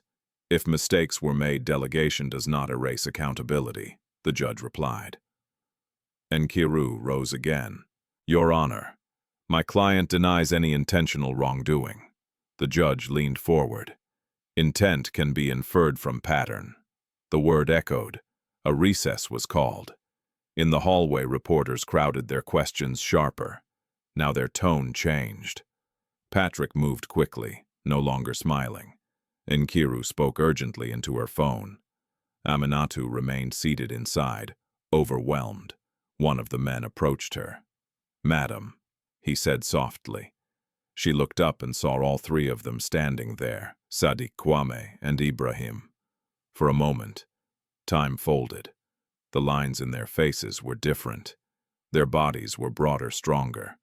But something unmistakable remained: the way they stood, the way they looked at her without judgment. "Auntie," she whispered. Sadiq swallowed. "It's us." Her breath caught, her hands trembled. "Eat," she said automatically, the word escaping before she could stop it. Kwame smiled through tears. Ibrahim nodded, eyes shining. They did not embrace her. Not yet. They stood respectfully, allowing the moment to land. "We're here," Sadiq said, "and we're not leaving." Aminatu pressed a hand to her chest, overwhelmed by a wave of grief and gratitude so strong it left her dizzy.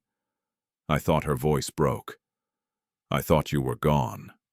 "We were," Kwame said gently. "But we came back." The bailiff announced the court's return. They stepped back, giving her space. Aminatu took a deep breath and returned to her seat, her heart pounding. The judge resumed. "In light of the evidence," he said, "this court finds sufficient grounds to proceed with criminal charges against multiple parties." Gasps filled the room.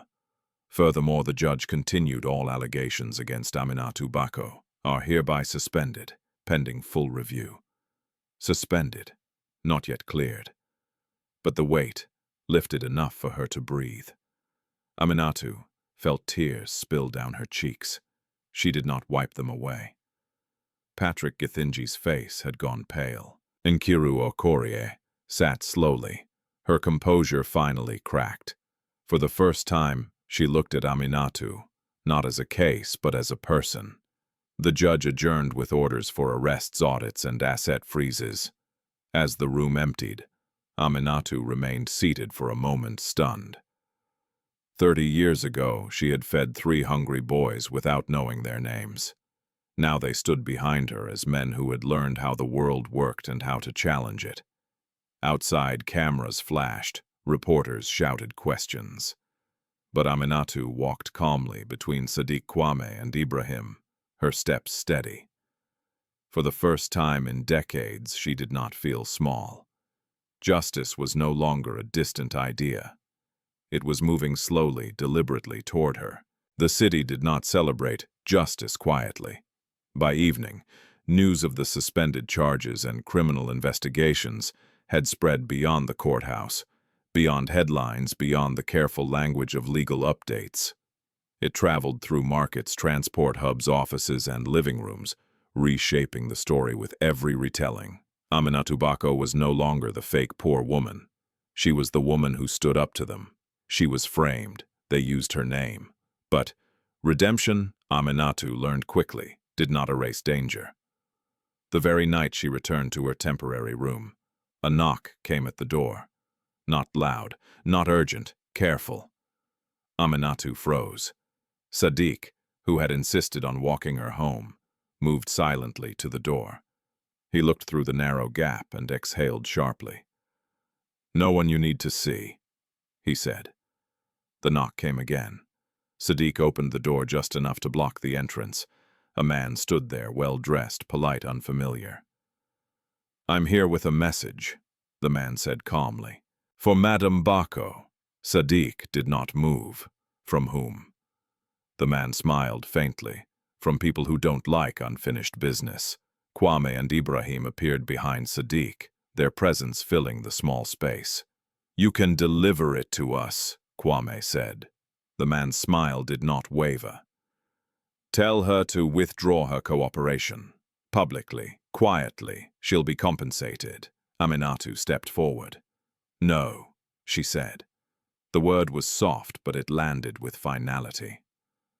The man looked at her, then really looked, and for the first time, uncertainty flickered across his face.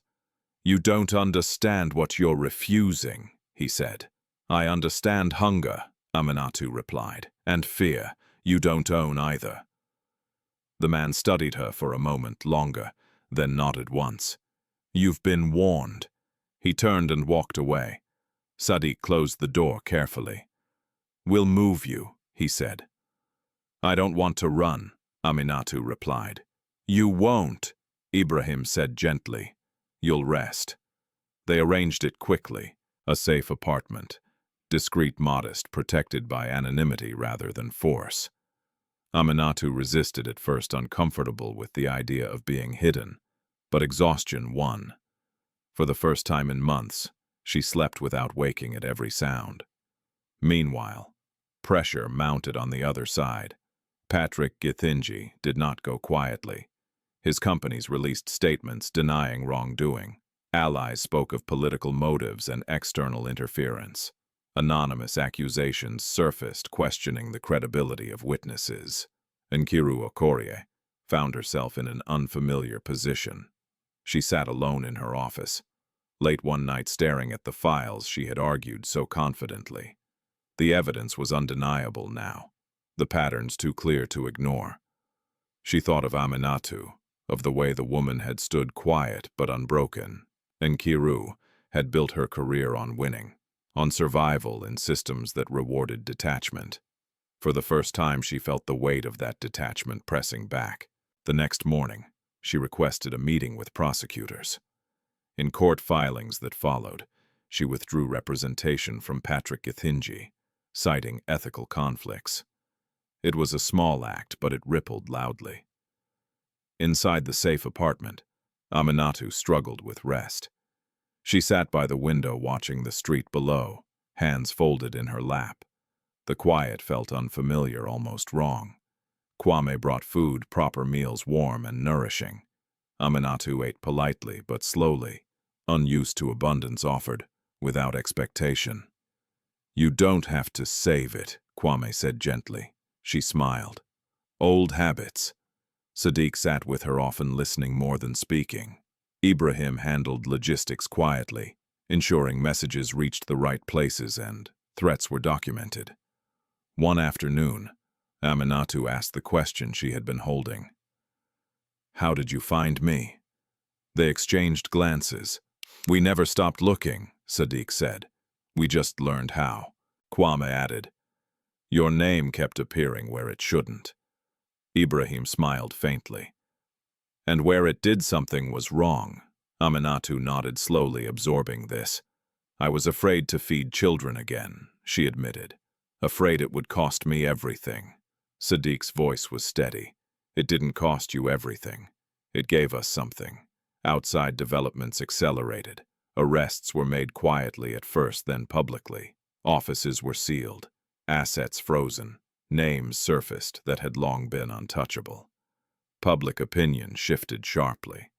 Vendors who had avoided Aminatu now spoke of her with respect. Drivers shared stories of her generosity. People remembered small kindnesses they had once overlooked. At the same time, Aminatu's stall, destroyed weeks earlier, became a symbol. A photo circulated online, the empty ground where she had worked for years now fenced off for investigation. Someone placed flowers there. Someone else left a note. "She fed us." The attention unsettled Aminatu. "I didn't do it to be known," she said. Kwame nodded. "That's why it matters." The court scheduled the final hearing. This time Aminatu walked in with Sadiq, Kwame, and Ibrahim at her sides, not as protectors, but as witnesses to her life. The courtroom was packed. The judge spoke plainly. Having reviewed all evidence, he said this court formally clears Aminatu Bako of all allegations. A breath Aminatu had not realized she was holding finally escaped. Furthermore, the judge continued.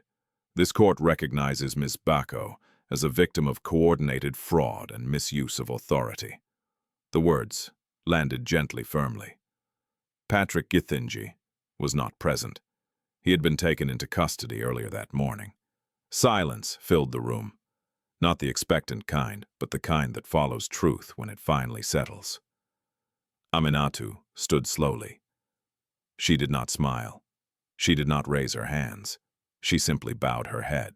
Outside cameras surged again, but this time Aminatu spoke. "I am not special," she said calmly. "I am only someone who fed the hungry when I could." She paused. "If that is a crime," she continued, "then many of us are guilty." The crowd fell quiet. That night back at the apartment, Aminatu sat with the three men who had once been boys at her stall. "I don't know what comes next," she said. Sadiq smiled gently. "Neither did we." "Once," Kwame added. "But we learned that the future listens to what we do when no one is watching." Ibrahim nodded. "And it remembers." Aminatu looked at them, truly looked. They were not miracles, they were consequences. And for the first time in a long while she allowed herself to believe that what she had given freely had not been wasted. Justice had not arrived suddenly or cleanly. It had arrived tired, delayed, and dangerous. But it had arrived. The final hearing did not feel like a courtroom proceeding.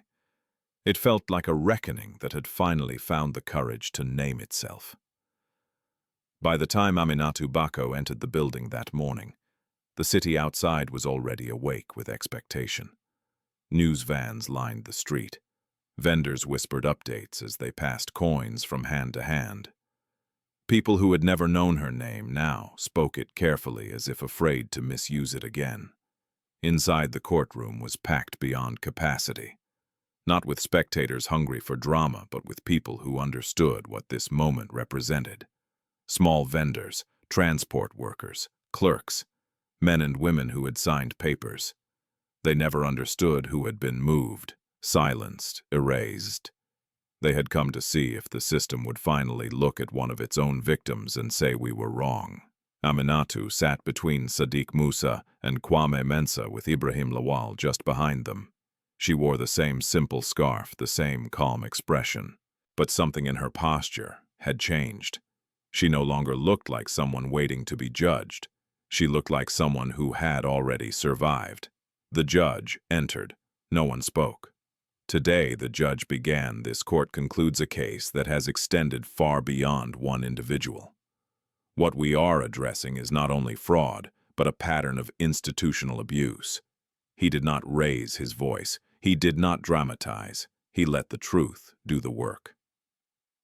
The prosecutor summarized the findings: forged documents, coerced signatures, shell companies, illegal land seizures, misuse of charitable fronts. Names were read aloud. Several defendants stood, among them Patrick Githinji. He looked smaller now, not physically, but morally. The confidence that once wrapped around him like armor had thinned. He avoided Aminatu's gaze entirely. When asked if he wished to speak, he did. "This has been exaggerated," Patrick said. "I never intended harm. These were development processes." The judge raised a hand. "Intent," he said calmly, "is not measured by words spoken after discovery. It is measured by choices made when no one was watching." Patrick fell silent. Then came the moment no one expected. The judge turned to Aminatu. "Madam Bako," he said, "this court recognizes that your suffering cannot be undone, but it can be acknowledged." He paused. "Would you like to speak?" Aminatu stood slowly. The room leaned forward, not physically but emotionally. She did not bring notes. She did not rehearse. She spoke the way she always had. "I am not educated," she said. "I do not understand big systems. I only know hunger." She looked around the room. "I fed children because they were hungry. I sold food because I needed to eat. I asked questions because I did not understand papers placed in front of me."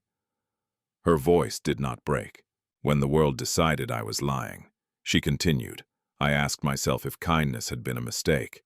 She paused, her hands resting lightly on the table. "But then I saw them." She turned slightly toward Sadiq, Kwame, and Ibrahim. "And I understood that kindness does not disappear," she said. "It travels." The courtroom was silent. "I do not want revenge," Aminatu finished. "I want truth. And I want protection for people who cannot fight systems they cannot read." She sat down. No applause followed. It wasn't needed. The judge delivered the ruling. All charges against Aminatu Bako were permanently dismissed. The court formally declared her a victim of coordinated fraud. Restitution was ordered for lost income, destroyed property, and emotional harm. A public apology was mandated. Assets linked to illegal clearances were frozen pending redistribution. Patrick Githinji was remanded into custody. As officers approached him, he looked up once directly at Aminatu. For a brief moment, something like recognition passed through his eyes. Not remorse, understanding that the woman he had dismissed as powerless had become the axis around which his downfall turned. Outside, the city exhaled. Cameras flashed. Microphones surged, but Aminatu did not rush. She walked slowly, deliberately between the men who had once eaten from her pot. At the courthouse steps, she stopped. A reporter called out, "Madam Bako, how does it feel to win?" Aminatu turned. "I did not win," she said, gently. "I was returned." The words spread faster than any headline. That afternoon, the suitcases appeared. They were not carried into court as spectacle this time. They were opened quietly in a private room. Inside were documents, restitution funds, and legal confirmations. Not wealth meant to impress, but resources meant to restore. Kwame watched Aminatu carefully as the contents were explained. "This is what the court ordered," he said. "And more. We set up a trust. For you." Aminatu touched the edge of the table, steadying herself. You need security," Sadiq said softly. "Not luxury," Ibrahim added. "And choice." Aminatu closed her eyes briefly. For the first time since she could remember, the future did not feel like a threat. In the days that followed, something unexpected happened. Aminatu returned to the bus park. Not to sell food, just to stand. People recognized her now not as a symbol, but as a person. Some apologized. Others said nothing and simply nodded, embarrassed. She knelt once and touched the ground where her stall had stood. Then she stood again. The city had taken much from her, but it had not taken her dignity. That evening, as the sun dipped low, Aminatu cooked again, not alone. Sadiq helped cut vegetables, Kwame washed dishes, Ibrahim lit the stove. They ate together slowly, deliberately. No rush, no fear, just food, just presence, just the quiet understanding that this moment, simple, unremarkable to outsiders, was the true climax of everything that had come before. The world had tried to erase a poor woman. Instead, it had been forced to remember her. After the ruling life did not transform overnight. There were no sudden celebrations, no sweeping music, no moment where everything fell perfectly into place. Instead, what came was quieter and harder. The kind of ending that asks a person to learn how to live again after surviving too long in defense mode. Aminatu Bako moved slowly into her new days. The trust set up in her name did not make her rich. It made her safe. It paid for a modest apartment on the edge of the city, clean, bright, and close enough to the bus park that the sounds of engines still reached her window in the morning. It provided health care she had postponed for years. It replaced the stall that had been destroyed with a licensed space small legal protected. But for weeks, Aminatu did not return to selling food. She woke early out of habit, sat by the window, and watched the city move. Some mornings she cooked too much and froze, unsure what to do with abundance. Other mornings she forgot to eat entirely. Trauma, she learned, did not disappear with justice. Sadiq, Kwame, and Ibrahim took turns checking on her, never crowding, never hovering. They respected her rhythm, the way she had once respected their hunger. One afternoon, Ibrahim brought a thin folder and placed it gently on the table. "There's something else," he said. "Only if you want to hear it." Aminatu looked at the folder for a long moment before nodding. Inside were records, old, incomplete, fragile. Hospital logs from years ago. Transfer notes, a name she recognized as her own, misspelled but unmistakable. Her child. Not found, not reunited, but traced. Ibrahim spoke carefully. "Your son was taken to a rural clinic during the floods. Records show he was later transferred. The trail goes cold after that." Aminatu closed her eyes. She had lived decades believing the worst because it was easier than hope. And now she asked. Sadiq answered softly. "Now we know he lived past infancy, that he was not abandoned by you, that the loss was not your failure." Aminatu pressed her hand to her chest as something inside her loosened for the first time in years. "I don't need to find him," she said after a long silence. "I needed to know I did not leave him." They nodded. That knowledge became part of her healing, not closure but truth, enough to let grief rest. Weeks passed. When Aminatu finally returned to the bus park, it was not as a symbol. It was as herself. She reopened her stall quietly without announcement. The pot was new, but the food was the same.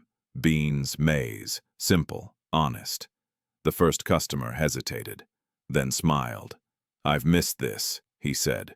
Word spread not online, not loudly, but through memory. Drivers came back, cleaners returned, porters lined up early. Some paid extra, some didn't. Aminatu treated them all the same. One evening a child hovered nearby. Aminatu noticed immediately. She felt the old fear rise, the instinct to protect herself by turning away. But she breathed through it. "Are you hungry?" she asked. The child nodded. Aminatu filled a cup and handed it to him. "Eat," she said. The word felt different now, not desperate, not defiant, grounded. Across the city, consequences continued. Patrick Githinji's case expanded. More names surfaced, more victims spoke. What had begun with one poor woman unraveled an entire machinery of abuse. Nkiru Okorie testified truthfully, accepting her part. She did not excuse herself. She did not dramatize. She chose accountability over preservation. For Aminatu, justice was not watching powerful people fall. It was watching systems pause long enough to listen. Months later, the city council unveiled new vendor protections, mandatory explanations of documents, independent translators, legal aid for informal workers. It was not perfect. It was not enough. But it was a start. On the anniversary of the ruling, Sadiq Kwame and Ibrahim gathered with Aminatu at her stall after closing. They ate together as they always did now, without urgency. "You changed our lives," Kwame said quietly. Aminatu shook her head. "You changed your own." Sadiq smiled. "You reminded us why," Ibrahim added. "And you taught us what to do with power once we had it." Aminatu looked at them, three men who had once been boys too thin for their clothes, now steady, thoughtful, careful with the space they occupied. "You didn't come back with money," she said. "You came back with memory." They sat in silence, the city humming around them. Later that night, after they had gone, Aminatu cleaned her stall and locked up. She walked home slowly, her steps unhurried. In her apartment, she folded her scarf and placed it beside her bed. She lay down without fear of footsteps or knocks. She slept, not the sleep of exhaustion, but the sleep of someone who no longer had to prove her innocence to survive. Aminatu Bako did not become famous. She did not become wealthy. She became something rarer. She became safe. And in the quiet continuation of her days, in every bowl served every question. Asked every child fed, without conditions, the world learned something it had tried very hard to forget, that the smallest acts done without witnesses do not vanish. They wait, they grow, and when the time is right, they return, not as miracles, but as consequences. Aminatu Bako's story is not about luck or destiny, or a sudden miracle that appears to reward goodness. It is about something far more difficult and far more real. The long, quiet endurance of kindness in a world that often punishes it before it ever acknowledges it. For years, Aminatu fed hungry children, not because she believed it would change her life, but because she understood what hunger does to the soul. She gave without witnesses, without contracts, without expectation. And for decades, that kindness seemed to cost her everything: her safety, her dignity, even her name. The world taught her the cruel lesson many good people learn, that doing the right thing does not protect you from harm. Yet what this story reveals is that kindness does not disappear simply because it is ignored. It moves through time. It settles inside people. It shapes how they survive, how they think, how they treat power when they finally hold it. Aminatu did not raise saviors. She raised men who remembered where they came from and who refused to let the system that once crushed them destroy the woman who kept them alive. Justice in this story does not arrive loudly or quickly. It arrives tired, delayed, and dangerous. It demands patience, courage, and the willingness to stand in truth, even when the outcome is uncertain. Aminatu's victory is not wealth or recognition. It is safety, it is dignity restored, it is the quiet right to live without fear. And perhaps the deepest lesson of all is this: you may never see the full impact of your kindness. You may believe it was wasted. But somewhere, someone is carrying what you gave them.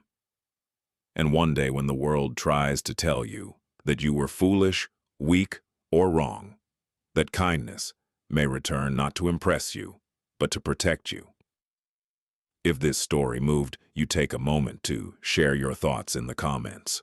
What part of Aminatu's journey stayed with you the most? Have you ever experienced kindness that changed your life in ways you didn't understand at the time? And if you believe stories like this deserve to be told, please subscribe to the channel. Your support helps us continue sharing stories of justice, healing, and quiet courage from places the world often overlooks.